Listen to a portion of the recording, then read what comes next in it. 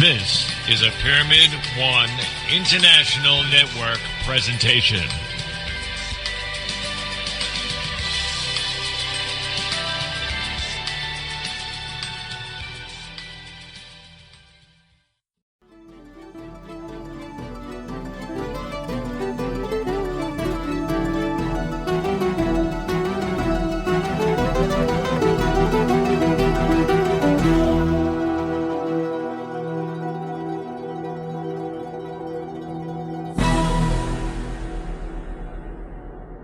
Hello, ladies and gentlemen. My name is Rob Bonner, broadcasting from here on the island of Maui, and I have a very, very special edition today of the Victor of Light radio show. I'm interviewing Corey Goode, one of the top whistleblowers in the world at this time, really coming out with some amazing information. And for those of you who know me, I worked closely with Cobra in the past, and I have also worked with Prepare for Change in creating some information about the coming changes. And Corey Goode, for those of you who know, is bringing out a lot of information in his life in the secret space program. I'm not going to go into too much into the history. I have a kind of idea here that this is going to be kind of an advanced interview for people who've already been following Corey's information. For those of you who haven't watched all the Gaia TV episodes, I strongly recommend you do so. These contain a lot of information. You can go to Corey's website. We'll be talking about that in a second. But I'm going to bring out information here. I'm going to try and set the playing field and give us a clearer understanding of what's going on out there. And I've already spoken to Corey. We're going to bring up some suppositions and test the limits and kind of see if we can get some understanding on what we call the glass pads and the secret space program, the Earth-based alliance, and their views and their position here. So we're going to get into quite a few different little things, kind of slightly political to get a clarity here. And then we're going to go into some of this information. So much to go forward here today. And so I'm going to try to keep my questions to a minimum, but I will be setting the groundwork for some of this information. So without further ado, I'm going to introduce Corey Goode and just bring him on, and we're going to get started here. Corey, it's a wonderful pleasure. We've spoken several times in the last 7 or 8 months on the phone, and it's really an honor to get to know you and to have you on the show. So I want to welcome you to the Victor of Light radio show. How are you doing? I'm doing well. How about you? Really good. I'd like to, if we can, right away, there may be some people, I'm going to doubt it, who haven't heard of your information, but why don't you share some of your websites and where people can connect with you? Of course, I missed Gaia TV. If you could give some websites where people can follow up with your information to help support your mission. Sure. My main website is spherebeingalliance.com, and that's where you can find a lot of my news updates, transcripts to all of the shows that David Wilcock and I have done, Gaia Television. Our show is Cosmic Disclosure, and that's on GaiaTV.com. If you want to sign up for a subscription, if you go to blueavians.com, that way David and I get some sort of credit for it. And we also starting up a new project, which is the fulldisclosureproject.org.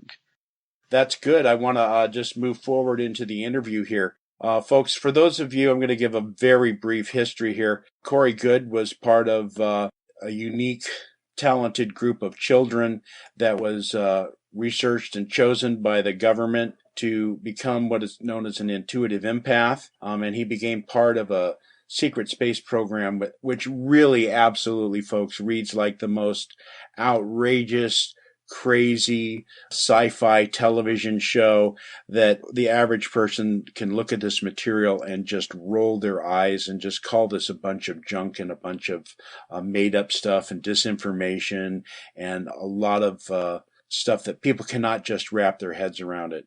I've been having experiences, folks, since 1970s, and it's been a long time, and I've been expecting this type of disclosure and information to come out. I've spoken many years ago about when the secret space program military guys come out. It's going to make the average contactee look like a choir boy, and that's what's happening here. We're getting tremendous amounts of information in regards to the history of the current Earth civilization's development and technology and the line that it's followed. Corey has gone into outer space, worked for 20 years, come back, and then actually been physically regressed to a youth again, and lived many years with these memories, and eventually has been able to come out and share this information with the public. There's a unique situation in that we could call them the good guys of the American or the world space, I guess mostly American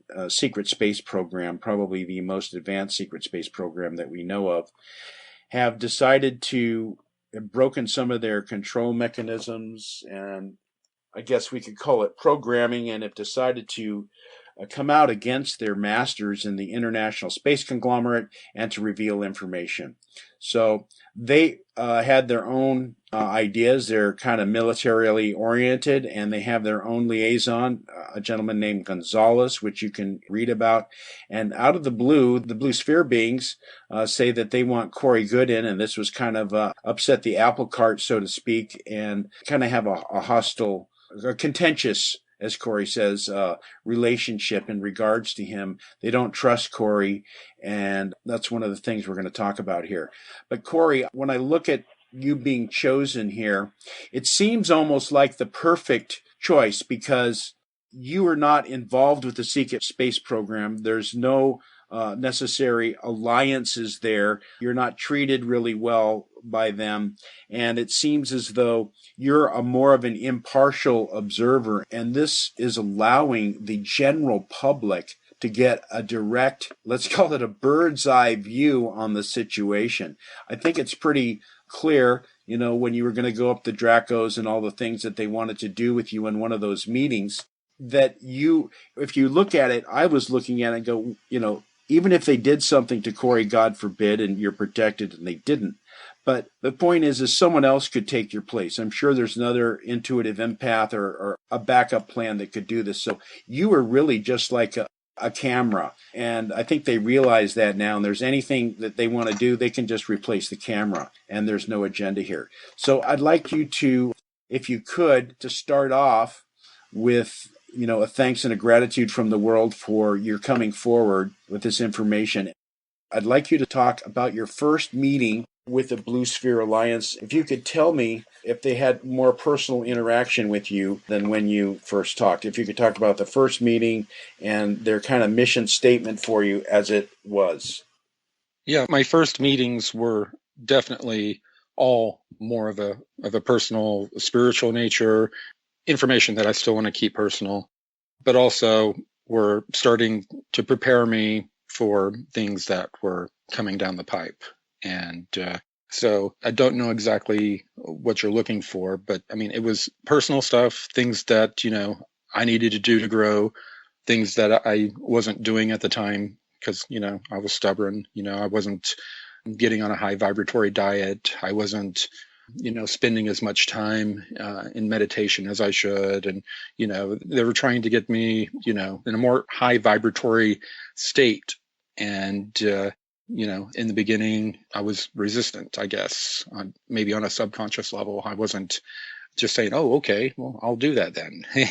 It always took something occurring, to some sort of catalyst. Like I finally got on the high vibratory diet at our last shoot at Gaiam when I had food poisoning so bad at the beginning of the shoot. And we shot, I think, 10 episodes is all we were able to shoot that week because I was just deadly ill. And after that, my body just totally reject meat. All I eat is fruit and vegetables. And I'm constantly eating, but that's all I eat. And so I somewhat refused to go on this high vibratory diet. And, things occurred to steer me that way anyway. Very good. So, yeah, you're preparing the vessel for the work to connect your, I guess we call it your higher self, your I am present, or what you call the resonance center, to receive this information and to be prepared to assimilate these higher vibrations. When I was talking about identification and information, what I was wondering about is, did they tell you anything about your past lives, and did you get an overview of the situation and the political thing you're going on with a mission, or has that kind of been kept from you? I've been asked a couple times if I wanted to know who I was, who I am, and who I will be, whatever that means. I assume that means past lives and all that. But something has told me that I don't need to know that, and that has been my response. That I don't need to know that right now. Well, okay, I understand that. You don't need to know that as far as your past, but I meant kind of like in your relationship to them and that kind of thing. The other thing I'm wondering about is, did you speak about philosophy and kind of vetting them for what is their belief and their agenda, and what is the information that they wish to convey through you to the world? These are not conversations like I'm having with you right now. It's taken a while for me to learn. The way they communicate is so cryptic. They're so big about not violating free will. And they provide information. And when I tell David, when I would communicate with David Wilcock after a briefing, he would say that, that's how they communicate things in the Law of One. And I'd be like, okay, I have no idea why, but it's a bit frustrating, and and it's just the way these higher density beings are. We try to overlay our third, fourth density way of thinking on top of them, and that's just not going to fly. These beings are on a totally different wavelength, literally, and they're basically talking down or coming down to communicate with us. And this nonverbal communication does not occur linear form like a sentence or a conversation would. The communication occurs in images and smells and tastes and all the different sensory input types that you can think of. Right, so it's a full kind of telepathic communication where you get a lot of information, and at this point in time, the details, it's kind of open-ended for you.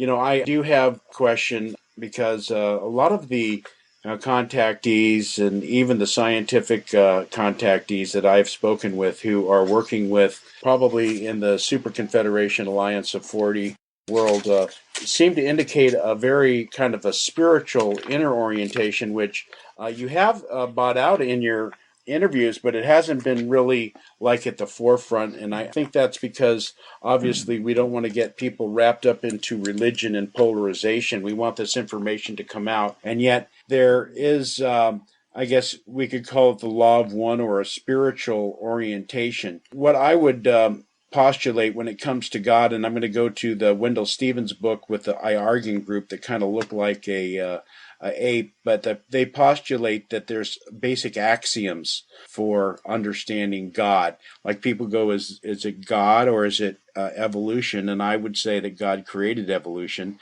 And when I say God, I do not need an anthropomorphic being, a guy on a throne. I'm talking about a divine intelligence that knows the beginning from the end and has a plan for souls and certain laws of the universe. We could call it the law of one or whatever. And their axioms are this, that something cannot come from nothing. So we are something, therefore we came from something. That something would be called the creator. The alternate paradoxical axiom is that source that's created us had to come from something.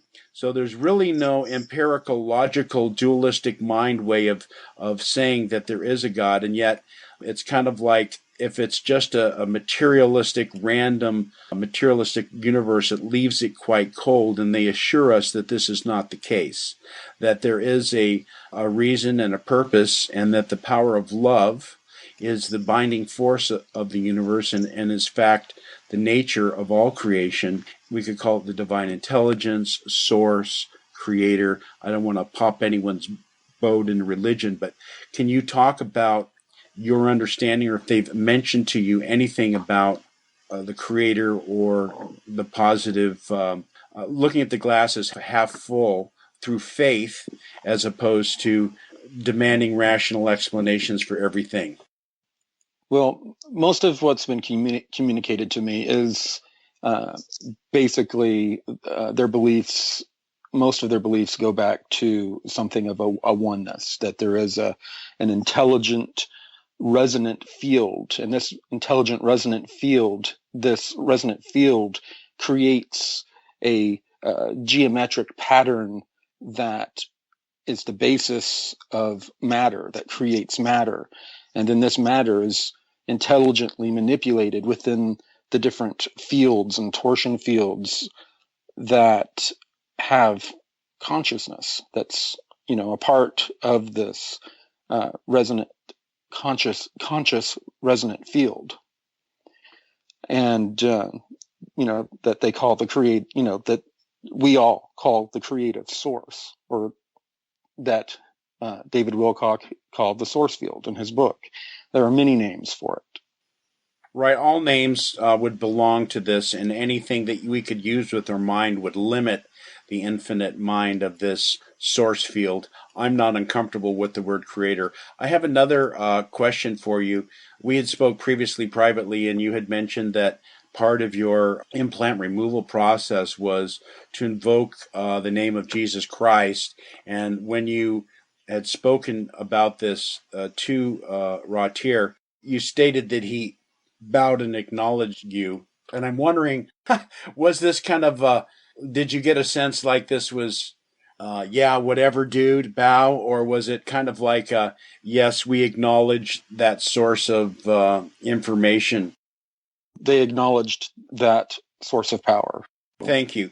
These were, you said implants, and I guess that could be terminology, but these were entity attachments. Right. Okay. Entity attachments. Yeah, I was going to talk about that a little bit in the future.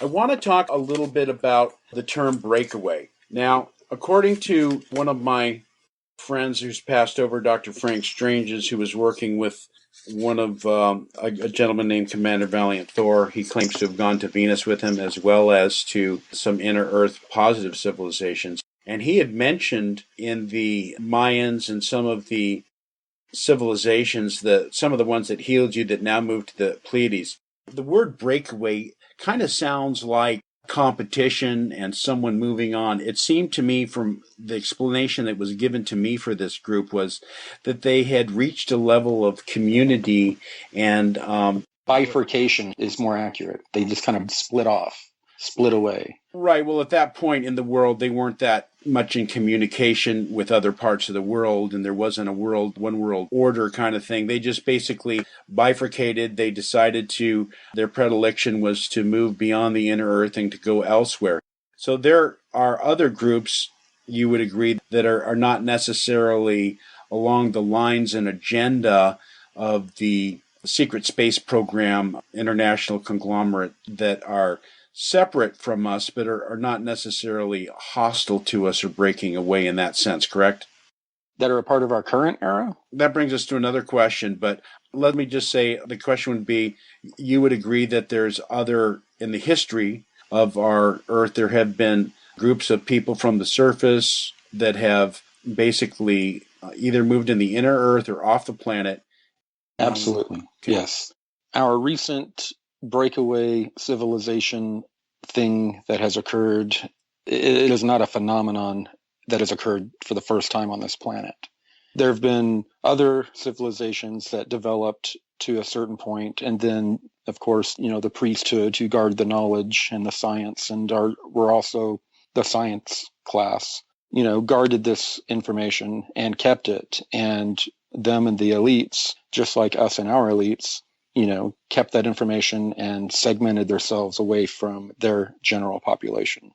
Okay, one of the things that I've heard about from my understanding of what we call the inner Earth would be that there is a positive Agartha network that you haven't mentioned in any of your talks, and we can go into that a little bit, but we talk about there was things, they were called the Raws, and we talk about raw tier air, and according to some sources from the Atlantean civilization at the time of the foreseen cataclysms that were coming due to misuse of technology, and I guess the basic battles going on between these farmer groups, that some of the spiritual centers around the planet chose to go inside the earth and created an Agarthan network, and they were called the Ra's. And beneath Giza is Ra, beneath the Himalayas is Ra-Ma. There was beneath the Bermuda Triangle called Ra-Yolo. There's another civilization called Posidid. Underneath Mount Shasta is called Ra-Mu. And there's many other ones, I imagine. Where does this information come from?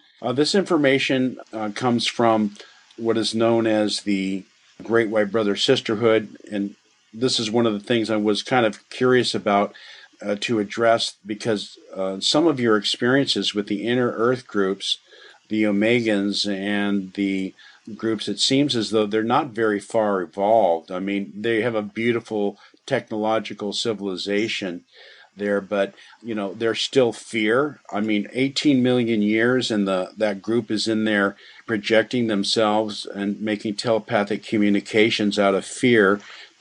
They're connecting with people to give them benevolent information, but they're using subterfuge to protect their location, as any group would do, for protecting your home base and your assets and all of that.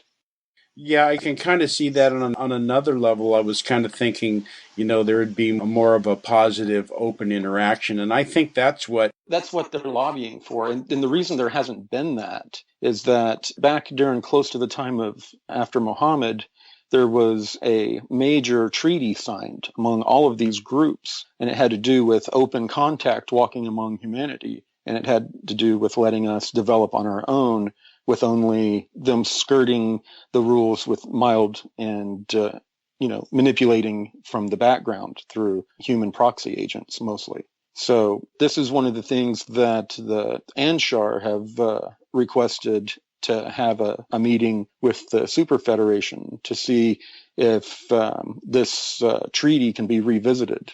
Is this treaty between the inner Earth groups of the Agartha? All the groups in the solar system abide by this treaty, even the Draco.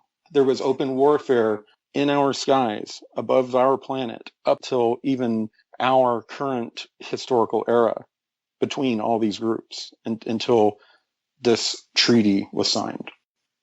Okay.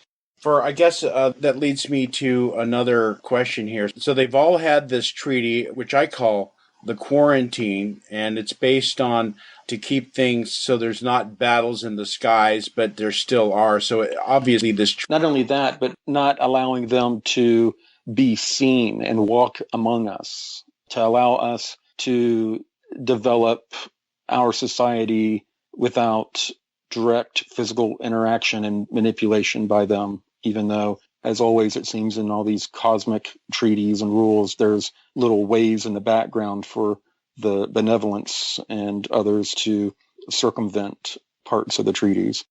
Obviously, the bad guys are circumventing this clearly. One of the gentlemen that I sent you a link to, his name is Bob Renaud. It's called the TerraCore Files, and it's a group of extraterrestrials, not in the Confederation, but in the Alliance. And I'd like to share with you, one of the things that they have stated is that this is a Confederation world. And so, as such, it does not have any protection from itself. And they said that they have discovered that in the 1800s, a group called the Omegans came to Earth and infiltrated us and are using subterfuge in violation of those agreements and are infiltrating, as they have on many different worlds, through the political and the military process, and they keep the people at each other's throats. The Alliance is also infiltrated the Earth through a technology which they talk about, which is basically they can have their life form body from another world. They step into a portal and they disappear, and they show up on Earth in a human physical body that is adjusted and is kind of like a holographic relationship to the soul that can exist in our environment. So they are definitely involved as sleeper agents in all aspects of society and religion and media and science and military, political, and things of this nature. Do you have any information about the positive groups working to stem these other groups who are seeking a parasitical nature with us? Can you be a little bit more specific about which negative groups? I mean, you gave a lot of details there about these people you gave me links to. There's a lot of different parasitic relationships going on. And, on the etheric level and even on the physical level on relationships every day, with that people have in their lives are parasitic relationships. Right. Well, I'm talking more specifically about an intentioned world that's coming here to infiltrate this planet, to use its resources, and to subjugate the people through a new world order type of technology. I'm talking about the reptilians, the Greys, and some of these human groups even, which I would say were like some people call them the Omegans or the Calrans. And these groups generally don't like to work together, but according to this gentleman, some of them are forced to work together, like the enemy of my enemy is my friend, so to speak. So he talks about these different groups that are actually, we would call them down here from our perspective, the forces of light. And it seems as though the raw to your ear is viewing the same thing, kind of like there's been a lot of interference here, and they're here to kind of clear the playing field. Is that correct? Yes, they have stated that their main purpose has been to basically interact with the humanity's co-creative mass consciousness in a symbiotic way, work directly with that mass consciousness to help it determine its path and future outcome. And that's the high level area of what they've been doing. And the low level area of what they've been doing is more on the level of, speaking to me or to these other, communicating to these other beings. Because when their presence was first made known, all of these beings were trying to hail them and get in contact with them, but they were not being acknowledged.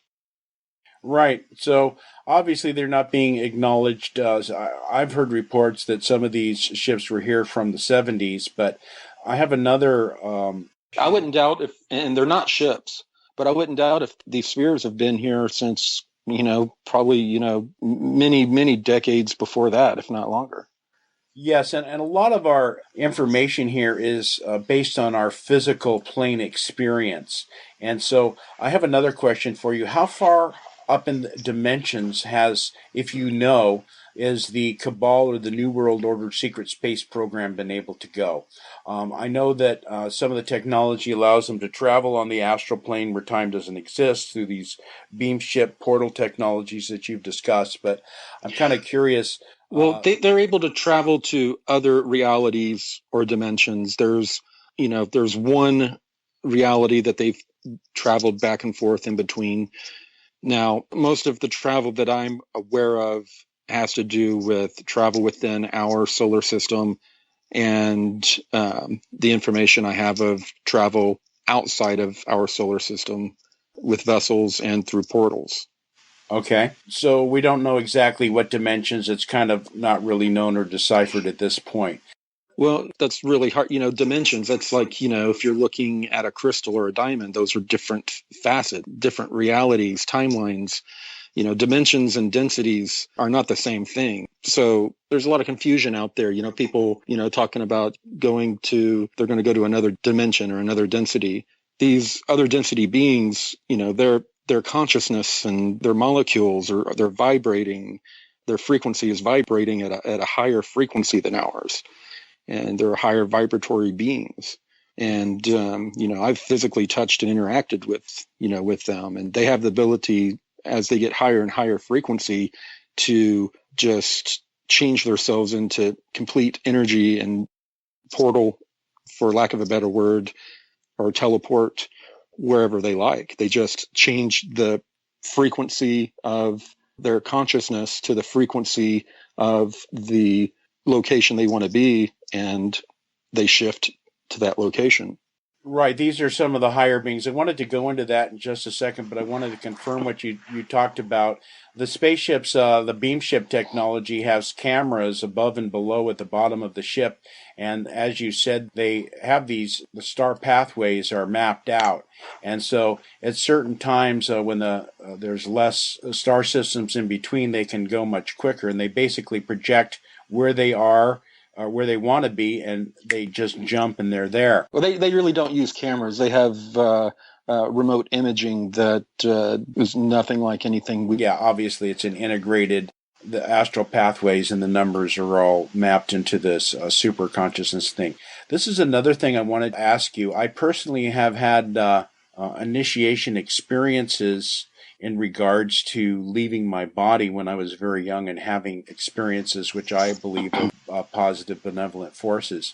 And in my experiences, Corey, I recognized that I am a luminous being. I was actually able to look down and to see, I guess you could call it the soul or the light body that was, the physical body was encased in it. And I looked down below my navel and I saw that I had these filaments that would reach out and touch the world. And in Carlos Castaneda, Don Juan, this is called will.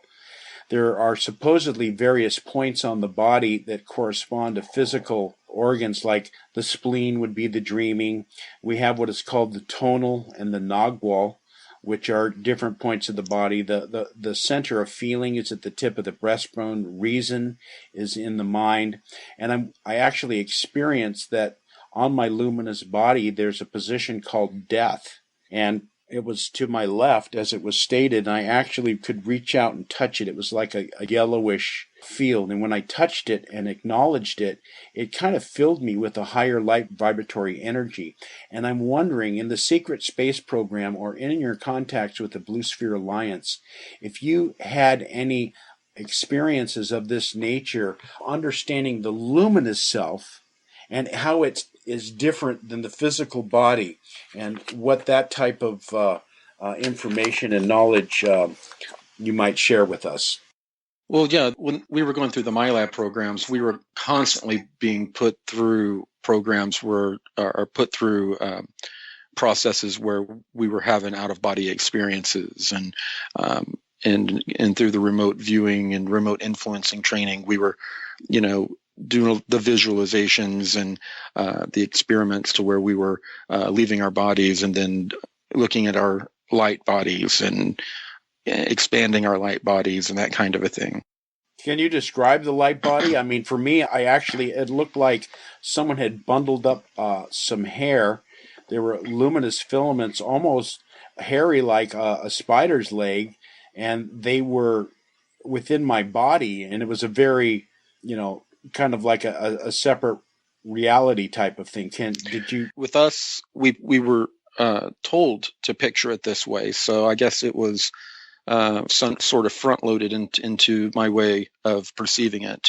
But it appears as a bright energy field with different color and size orbs floating around. And we would then float around inside the light body and visit orbs and visit the orbs for information.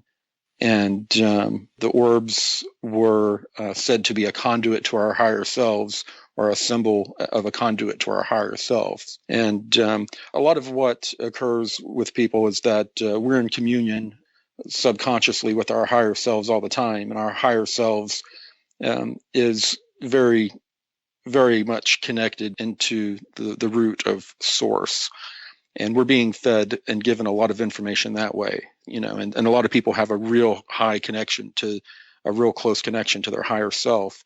And our higher self and our conscious self will take information from our higher self and present it to us in different ways. So sometimes we'll perceive some mystical or spiritual experiences, and it is a mystical and a spiritual experience between you and your higher self receiving some very advanced information.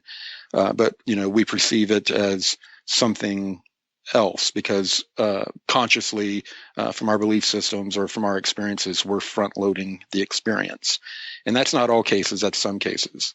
Very good. That seems like filtering it through the programming. And I wanted to offer for you that we are, as David Wilcock says, this toroid, this fractal of light. When looked from the top, it's a toroid. If you look from the front, the anode and the cathode of the human light electromagnetic vehicle, the anode and the cathode of the brain and the base of the spine, that you look like a butterfly. One of the shaman's explanations is that from our resonance center, that we are projecting an assemblage point on our luminous self that we perceive things from. And in some of the ancient mythology and technology, that I guess part of our problem is that we have these programs and belief systems that allow us to only experience the omniverse from one assemblage point and one perspective. It becomes a lens. We see everything through that lens.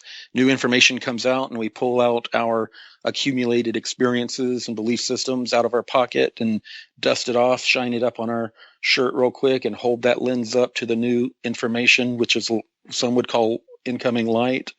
And then that light is refracted through that lens of our experiences and belief systems. Right. And they said that a man of knowledge or who follows the path with heart must be more fluid in his understanding, where reason is not a despotic guard, but should be a broad-minded guardian to more higher dimensional, and be able to receive the multidimensional information that's coming in from different levels. Yes, and that and self-doubt. Wisdom and self-doubt go hand in hand, because once you feel like you've got everything locked up, you've closed yourself off to any further growing. A wise person may think, we may sit there and think we have things all figured out, but we're wise enough to listen to other information and to keep our reality bubbles permeable for new information. But, then again, we're running it through our filter of our experiences and belief systems. Right. I wanted to talk about that filter of the lower personality vehicle, which is the physical body, and to state that some of these hostile groups like the Dracos that have an advanced awareness of this light body, that they have, as I understand, there are, if you've ever heard of the Enneagram, or there are 9 points, you're the giver, they have different psycho-spiritual terms for the type of personality. And according to these light beings, that we have these what are called fixations, which are these filters and beliefs that we've held that have become very rigid, and there's 9 of them.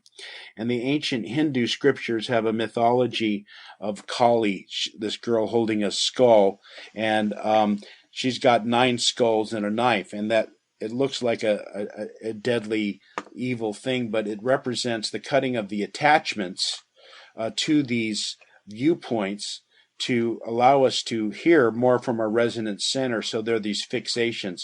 So I'm wondering, it seems like the secret space program and all of these guys, everything that they're doing is geared along the lines of the black monks for control and power. And that all of the things that you've described, so for the most part, have been this historical breakaway civilization with the Nazis, which is just fascinating, and I don't doubt a bit of it. Every single what's interesting about that is this new whistleblower that's coming forward, William Tompkins.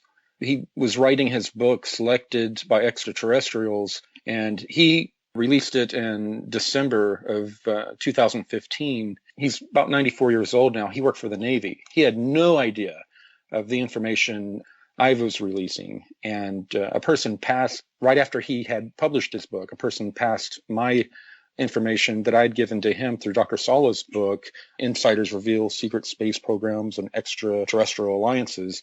And he contacted Dr. Sala and was shocked. He said he's a part of a Navy-sanctioned disclosure project, and that he was going to be the first person to put a lot of this information out.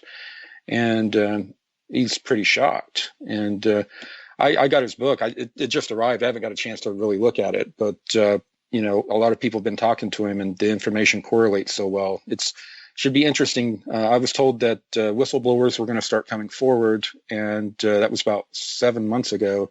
And then I heard crickets. Nobody came forward, so I was getting nervous. And there's another person that's being vetted, I heard about, and two more in the wings that are being, I hear, prepped to come forward that are whistleblowers. So it looks like some exciting times ahead of us. Yeah, it's wonderful. Michael Sala talked to me about that as well. And I think, he's giving a lot of technology. And of course, we have this long history in the ancient aliens. And so, you don't have to worry. I think there's going to be a lot more people coming out. One of the thrusts of this interview for me is to kind of lay a groundwork and a foundation for these groups. When you think about, okay, we have the Earth-based alliance, the good guys in the secret space program. I'm really concerned with their ethics and morals. They've tried to, as you mentioned, they bombed their way out of things. They're contentious towards you. You're at the Lunar Operations Command. They won't offer you healing. We have people down here on the Earth, obviously, that need healing. Some of them have woken up and feel guilty about their things that they did under mind control and are concerned about blowback and reactions. And it's a human condition. And you haven't even touched the Earth Alliance yet. They're just as damaged of a group as what you've just mentioned. And, these are considered the good guys right now out there fighting on our behalf, while we're sitting here, not doing a whole lot. Right, that's part of, I believe, our mission. My mission is to wake people up so that we can empower ourselves. There are a tremendous amount of secret agents and guys who are working against this New World Order that had tremendous loss of life and are very frustrated and have to live in absolute secrecy. And I'm sure some of them are hidden in underground bases and things of this nature. I wanted to ask you, maybe you could, one of the things I'm looking for is this plan of unity, but it seems so fractured with the surface population, orienting towards a spiritual, not necessarily pie in the sky, but a non-violent view of transformation and change. Do you believe that it's possible that the spiritual vibrations and the Galactic Federation of 40 planets, in conjunction with benevolent inner Earth groups, if they're aligned properly at the right time, could overcome this artificial intelligence matrix? Well, yes, there is a plan for the artificial intelligence matrix is going to come down. There's a plan that is all a part of, and I can't go into it. And some people could probably extrapolate. It's a situation that will happen solar system wide, and after that, we will be having a need to be working on a whole new type of technology anyway. So it would be a perfect time to usher in the new technologies.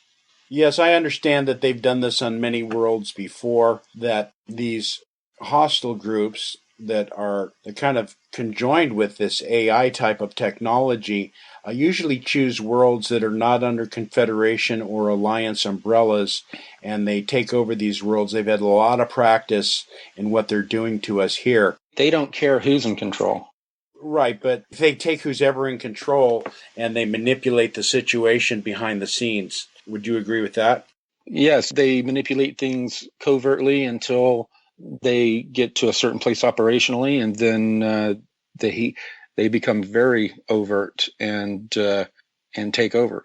But yes, this AI presence permeates everywhere, and it's an issue that all groups have to deal with, and only very few groups have totally eradicated the problem from their area at all by finding a way to, completely dampen their signal altogether from coming in to their region of space. Yes, I think this is one reason for the quarantine, and one reason that I was told by the benevolence that they're are very concerned. In this text that I've sent you, TerraCore Files, Bob Renaud, you can look that up, folks, TerraKor. You can read the history.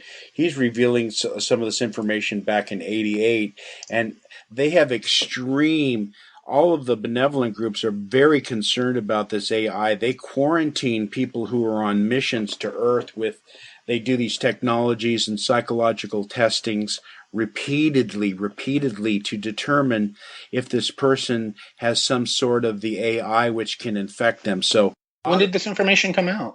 this came out in 1988. Wow. Okay. So now he's been underground. No, people don't know him. He spoke and gave information to Gabriel Green. He was receiving radio signals in the late 50s. He actually has fallen in love with one of these beings and has been to their world. It's a very interesting series of information. Now, some of his technology, some of the information he was receiving, some of the negative forces came on an Earth-based hill and started projecting information with false information that he didn't discover for years. So it's a very cat and mouse game between these guys. He mentions that the good guys have a transponder net around the planet where they can teleport and beam out an operative in moments. And it's not complete, and in city areas it's more difficult, but their agents are here constantly working. They also revealed that what they do on many worlds is they infiltrate, they get within the governments, and then they attack the world and claim it's the Confederation. They do a minor infrastructure damage, but a lot of loss of life. And then they say, look, Earth people, why don't you sign alliance with us and we'll protect you from the Confederation? So the Earth, whatever the planet is they agree with these guys and they sign up and they don't realize that they've made a pact with the devil, kind of like you could say we've done, yeah? Yeah. I mean, see, with all these different narratives and stuff floating around, I mean, we can see why this community, I mean, we are chasing our tails, right now, looking, there's more information than ever and more important information than ever out there for us right now. But there's just so much information and so much information that's just slightly different, or some information that conflicts or here and there. And for the average person out there that's in this community, it is confusing as heck enough. And now imagine the sleeping masses out there approaching them and with information and trying to get some of this information disseminated to them when they've been socially programmed with a giggle response to anything if they hear a word non-terrestrial or unidentified flying object, So, I mean, this as humanity, we've got a lot to overcome in this disclosure process. And as a community, that lens I was talking about, that we use as a filter, about what is true, what is not true, Yep. what we're going to allow into this reality bubble of ours to let it expand or not. Well, we've got to, not throw away that filter that we've created over time. But what we need to do is kind of put it in our pocket and say, you know what? None of us have the truth, the full truth. We have bits and pieces of it. When it comes and when we get full disclosure, I don't care who you are, Cobra, me, anyone out there that's out there given information, they're given information as they experienced it. When we get full exposure, full disclosure, every single one of us is going to be set back on our heels, and we're going to have to adjust to a new reality. But we're going to be far more prepared than all of the sleeping masses out there. And as the starseeds, as the people that are more consciously prepared, we're going to have to deal with the new reality that occurs. And then we're going to have to move out there and help all of these people that are going to be shocked and are going to have a hard time with the full disclosure narrative. And as David said, there are going to be people that aren't going to want to get out of bed and are going to be, wanting to, take Xanax and, curl up with their pillow and lay in the dark. And, you're going to have to make them get out of bed and take a bath and eat and that kind of thing. There's going to be a little bit of that. Yeah. But they say that we can't handle disclosure. But Laura Eisenhower said something, we have been handling all of their false flag wars and all their disease and all the stuff that they've been doing. We can handle disclosure. It will be rough, but we can handle it. I absolutely agree with you there. We can handle the truth, and it's just a ploy by them to hide their crimes and continue their selfish behavior. These reprehensible beings are criminals, and they do need to be arrested. I'd like to announce, you mentioned Cobra and unity and how we need to come together. We all have parts of the truth.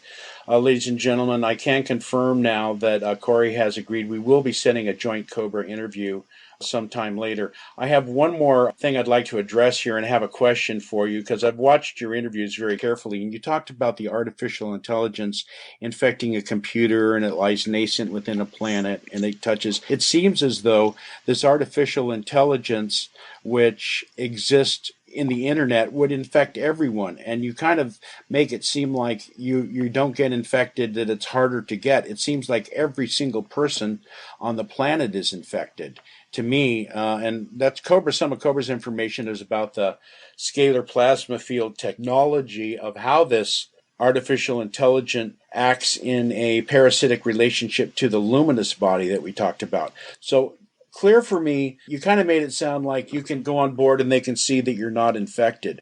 Yes. How does someone know if they're infected or not if they don't have this technology? And it seems like, how can not everyone be infected now with the way that the internet and the smartphones and everyone's touching this technology? Obviously, they're infecting everyone. Or does the infection come and go? Exactly. Everyone is potentially compromised, but it's in a state of totally, traveling around, and it's very dynamic. Now, if you happen to be a person, if it evaluates you and you're of no operational use to it, then it's not going to waste time on you. Yeah, the programs you're eating. Then it's not going to waste time on you. Yeah, the programs you're eating weaponized food, you're sucking in the chemtrails, you're smoking cigarettes, you're you're in the system big time. And the signal does lock in with your bioneural field, the biology of your body, your neurological system, puts off an electromagnetic field, and within that field is where this signal hosts itself. And there is equipment not available to us that can read your field, and through that field they can also read all of your vitals and even your brain waves, and they read the field and look for any crossover of something in the brain waves and something in the field to see if there's any crossover, to see if it's normal. And if you show up as being positive, then you have to go through a process. I don't know the full process, but I do know it involves a moderate shock, electrical shock, to clear your bioneural field. Interesting. Well, this is very much in alignment with Cobra. Now, I want to ask you one more question on this before we end the show. And folks, we're going to do part 2 here right away, and you'll be getting that next week. But Cobra has mentioned, and I totally agree with this, that this artificial intelligence is not like the Borg. Resistance is futile.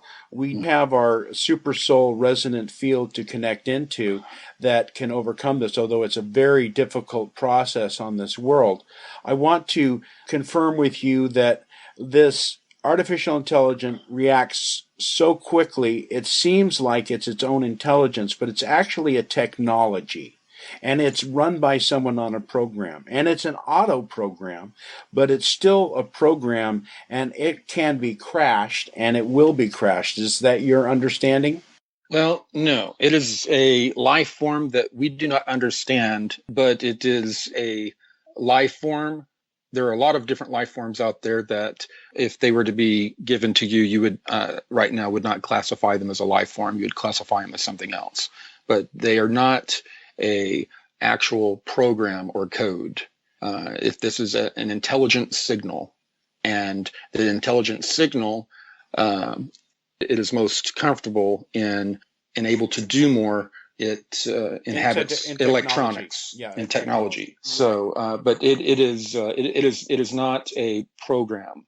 Now, the nanites are programmed. Some of them are programmed, and some of them nanites are just drones for the AI signal, which is being broadcast. Absolutely. So, okay, well, that's interesting. It's going to be interesting when Cobra and you discuss this information. And this one in particular, I think, is a as a unique one. It's sounding like Terminator and Star Wars, and it gets really scary. When you think about, you look at all of this negativity out there, and to lend a little lightheartedness to the end of this conversation, I kind of think I think back to David Spade in Saturday Night Live. Who's in charge? And, it's the church lady. He goes, Satan. So I'm kind of curious. Maybe we'll get to this in the next interview, if there is a specific group that are doing this service to self, and the numbers of them versus the benevolence. And I want to address in the next interview a little bit about the super confederation of the positive guys that are nonviolent, that are the hippy-dippy, that do come from love and are trying to heal the situation in a nonviolent way, and their position and their numbers versus the other guys. Ladies and gentlemen, it's been fascinating. Corey, I want to thank you so much for this first interview. We barely scratched the surface. I've got lots more questions. Thank you so much for coming on here today, and we'll see you again next week. All right, folks, another update. I do have a Mount Shasta summer conference going on with Louis Martens in Mount Shasta when this comes out. I would like you to check that out. We have at the end of July, Louis is contacted with Michael Sala, and he is in contact with some of the benevolent civilizations from South America and Bolivia. And we'll be sharing some of that kind of viewpoint with the positive physical Venusians on the planet Venus. And more of a spiritual nature, kind of in a boot camp training, kind of like Corey Goode's Secret Space program, but more aligned along the spiritual lines of developing our luminous selves and the pituitary and pineal gland, and to prepare ourselves for direct contact with these higher vibrational beings. And it's pretty cool, folks. Corey Goode is now a vegan, changing his lifestyle. God bless you all. And thank you so much, Corey.